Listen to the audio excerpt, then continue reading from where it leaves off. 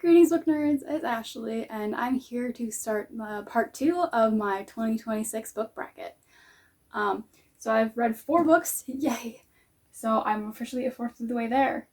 I honestly really thought I was going to grab Lost in the Neverwoods here, but I'm kind of really intrigued by The Astonishing Color of After. This one I've heard is sad, but like, one of my favorite booktubers read it and said it was like one of their favorite books of the year, and I've been really intrigued by this one.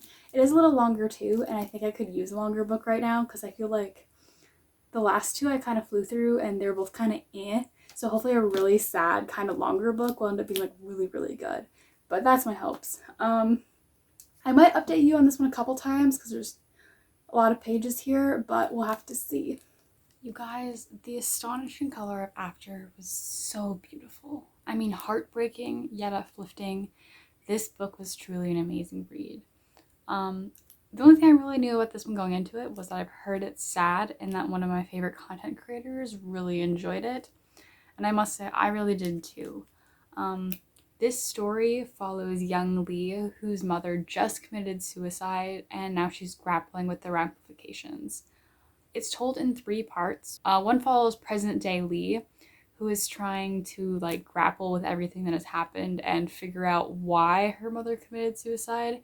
She also believes that her mother was like reborn as this mysterious red bird, and she feels that she must journey to Taiwan to find her mother and remember all the things her mother wanted her to remember. The 2 other segments follow like past Lee in the years leading up to the suicide, and then the magical realism element of this book is featured in the 3rd part, which follows memories from other people that aren't Lee. And they give you insight on characters that we would otherwise not know much about. This one was pretty long, and I know some people think that was kind of a drag, but like, I thought it just gave us a lot of time to get to know Lee's family and really get to know and feel Lee's mother's pain and everything that she went through. I just thought this was a beautiful representation of depression. A lot of parts really fell close to home for me, and it was just beautifully penned. Like, the prose is masterful. There are so many segments where I was like, that could have literally just been a poem. For a debut novel, this is like insanely good, and I think I have to go check out more of Emily Pond's work because like, oh my god, it was so good.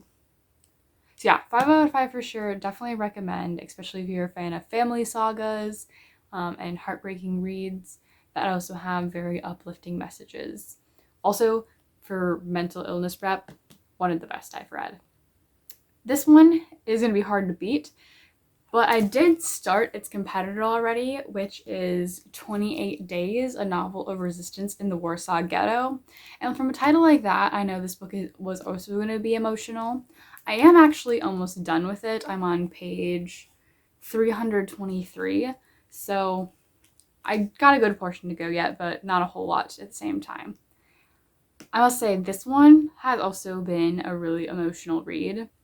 Anything that surrounds World War II and concentration camps and all of the injustice that happened is so hard to read about. And I must say, I was a bit skeptical going into this one because World War II novels are always so hit or miss for me. Like, half the time they're really good, half the time they're not. They're so far is like really beautiful. It follows 16-year-old Mira, who works as a smuggler, and she like smuggles goods into the Warsaw Ghetto in order to provide for her family. As the story progresses, Jews are being deported from the ghetto and they're being sent away to the Far East. And they're like, that seems suspicious. But she is trying to hold out hope that they're just getting sent to like slave labor camps and stuff. But deep down, she feels that there's something suspicious going on. As the story progresses even more, Mira begins dabbling in the works of like the Jewish resistance / the Polish resistance in Warsaw. And yeah, I think pretty much the biggest thing that I found really interesting about this one is how this story is surrounding World War II, but it's not actually, it doesn't take place in one of the concentration camps. It mostly is featured in the ghetto of Warsaw, which is like one of the biggest because it's, you know, in the capital of Poland. So I think just following a normal girl who's trying her hardest to like fight for her family is really inspiring, and I'm really interested to see where this one goes. Alrighty, I'm here to talk about 28 Days. I didn't have much of this one left when I updated you guys, but I really liked the ending. I thought it had a very uplifting, hopeful note while still being really realistic. We ended up losing some of our main characters that we were following, which is predictable in a Holocaust novel. I really like the themes about like being the person you want to be. During the Holocaust, a lot of people's agency was taken away, like the Germans were making a lot of people's life decisions for them, but you could still decide deep down whether you wanted to be a good person or not. In this book, a lot of people stood up for their fellow Jews while others pulled them down just to survive one more day. Mira does a great job of helping those around her through these harrowing times, and she's obviously very affected by all the death and destruction that's going on around her. So very heartbreaking, very inspirational. Overall, a very good book. I also rated this one 5 out of 5. So in this matchup, we had our first 2 5 stars of the bracket, which was really fun. The Astonishing Color of After follows depression and other mental illness and all that kind of stuff, so very hard read, where 28 Days is a Holocaust novel, so both very sad, very hard reads. Personally, I have to go with The Astonishing Color of After because this one just had such beautiful prose and I related so heavily to a lot of the circumstances that were going on, but 28 Days was really a beautiful book, so I definitely recommend this one especially if you're a fan of YA Holocaust books. But yeah, The Astonishing Color of After is going to move on. I think is a really good contender for the entire cup because it's a really solid 5 star. So we'll have to see what happens. And then after those two, I am starting my 4th bracket. So this will be the final one for this video. And I'm starting with City of Saints and Thieves. I did briefly start this one. I'm on page 142, so a little further than I thought it was actually. But I must say I'm pretty bored with this one. I'm not a huge fan thus far. Pretty much it follows Tina, who is like a 16-ish-year-old thief who is trying to break into like this guy's house who's really rich and steal files off his computer to confirm that he indeed murdered her mother. She is set for revenge and she won't go down without a fight. Well, in the house, she ends up getting caught by one of her childhood best friends, who is the alleged murderer's son, Michael, and he ends up pretty much holding her hostage and forcing her to work with him.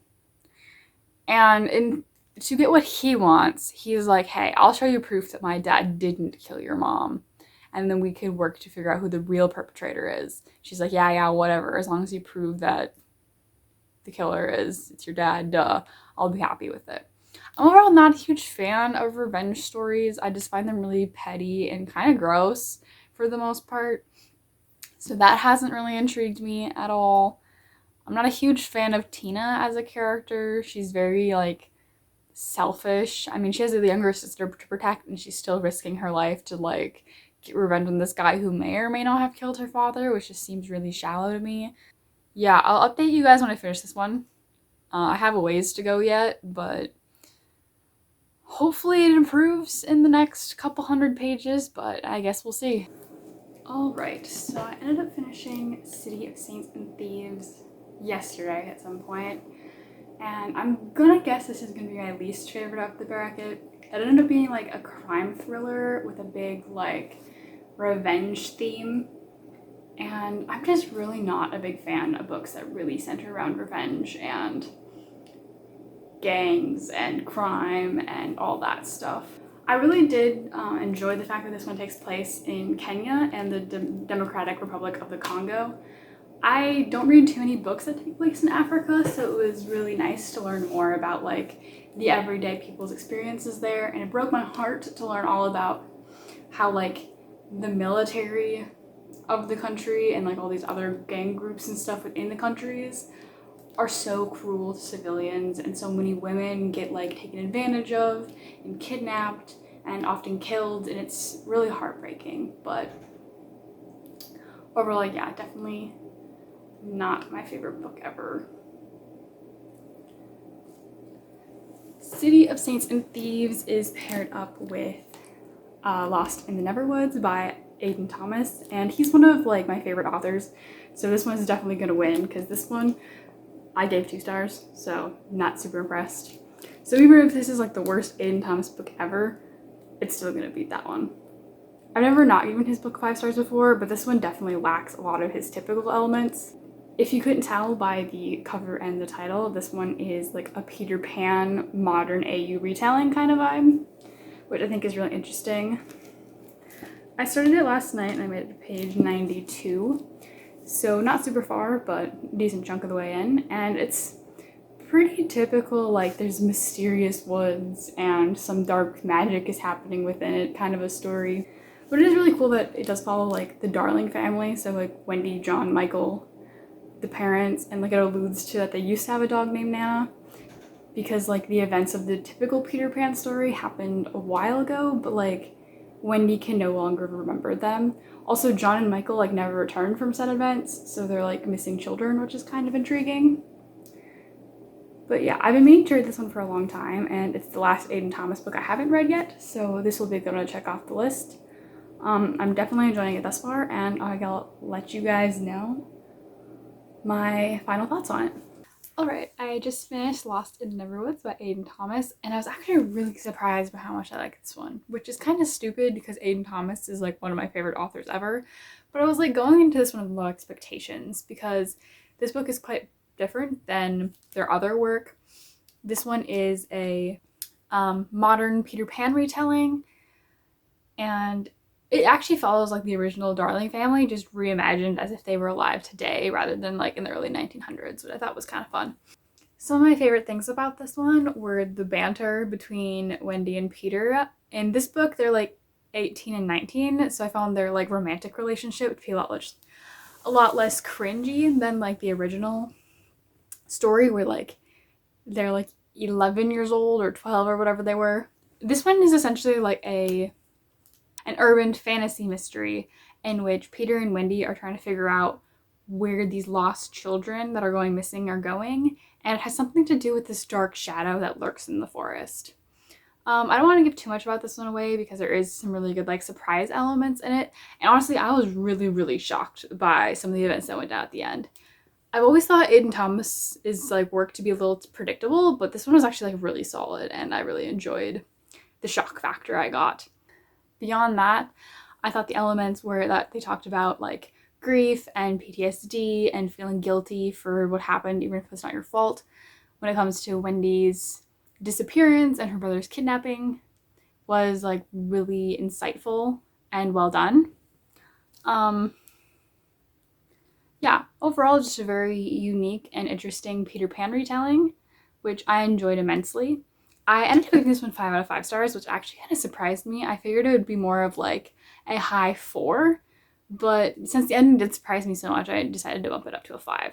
So yeah, definitely a low 5, but still made it there. So yeah, when it comes to Lost in the Neverwoods versus City of Saints and Thieves, it's not even a competition.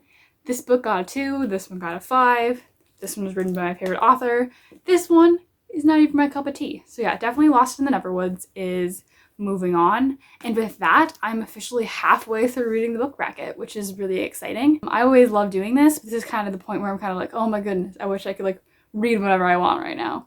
But I'm still having a really good time with it, and most of the books have been really good, especially as of late. I read 2 5-stars and then a 2-star and then another 5-star, so 3 5-stars out of the last 4 books is a really good odds, and I'm doing great with that. But yeah, since that's 4 more books down, this is the end of this video also. I'm really excited to check out the next books in the bracket, and am curious to see if I'm going to get some more 5 stars here and if they have a chance of being the winner. But yeah, thanks for watching, guys. I'll see you in the next video. Bye!